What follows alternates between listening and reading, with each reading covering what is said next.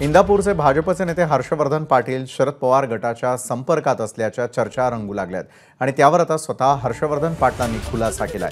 शरद पवार गटातील कुणासोबत संपर्कात नाही ना त्यांच्याकडून कुणी संपर्क केला असं स्पष्टीकरण हर्षवर्धन पाटलांनी दिलंय। तसंच लोकसभेला आम्ही चांगले असतो आणि विधानसभेला वाईट होतो असं म्हणत हर्षवर्धन पाटलांनी नाराजी व्यक्त केली आहे।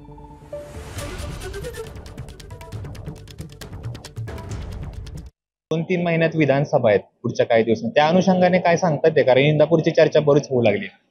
आम्ही बघतोय गेले महिना झालं महाराष्ट्रात 288 विधानसभा आहेत, पण सातत्यानं चर्चा होती ती इंदापूरचीच होती। लोकांच्या भावना समजून घेतोय, लोकांच्या भावना तीव्र आहेत आणि त्या तीव्र ह्यासाठी आहेत की लोकसभाच्या निवडणुका म्हणले की आम्ही आमचे कार्यकर्ते सगळे खूप चांगले इतर पक्षांना वाटतं आणि एकदा लोकसभा झाली की आम्ही खूप वाईट। हे असं एका निवडणुकीला नाही, असं 6 निवडणुकीला झालंय।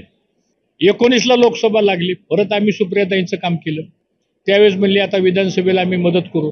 3 महिन्यात पुन्हा विधानसभेला आम्हाला डावलल्या गेलं, झालं परत 24 आली। आता आम्ही म्हणलं ही जागा भारतीय जनता पक्षाला राहील 24ला लोकसभेला, तशी तयारी चालू होती गेले 3-4 महिन्यापासून। अजितदादा आले इकडं महायुतीमध्ये, ठीक आहे आमच्या केंद्रीय नेतृत्वाने निर्णय घेतला, तो त्यांचा अधिकार आहे, कुणाला बरोबर घ्यायचं हे करायचं, त्यात आपण काय एवढे मोठे नेते आपण नाही। ते आल्यानंतर परत ही जागा त्यांना सुटली, परत आम्ही आता त्यांचं काम करायचं, केलं प्रामाणिकपणे काम। आता आली विधानसभा, आता म्हणतात सिटिंग आमदाराला जागा सोडायची असं म्हणणं झालंय नाही, अशी चर्चा म्हणतात।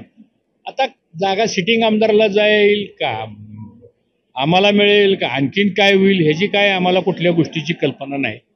त्यामुळे साहजिकच आहे की कार्यकर्त्यांच्या मध्ये एक अनरेस्ट तयार झालेला आहे। तुम्हाला तुतारीकडून किंवा शरद पवार गटाकडून संपर्क साधण्यात आलेला आहे का? नाही, मला काय कोणाचा संपर्क कोणी साधला गेलेला नाही आणि ह्या प्रश्नावर माझ्याशी कोणी काय बोललेलं नाही। आतापर्यंत कुठल्याही तुतारीच्या किंवा शरद पवार पक्षाच्या नेत्यांनी त्यांच्याशी संपर्क साधलेला नाही। कॅमेरा पर्सन धीरज सह जयदीप भगत, एबीपी माझा, इंदापूर। एबीपी माझा, उघडा डोळे बघा नीट।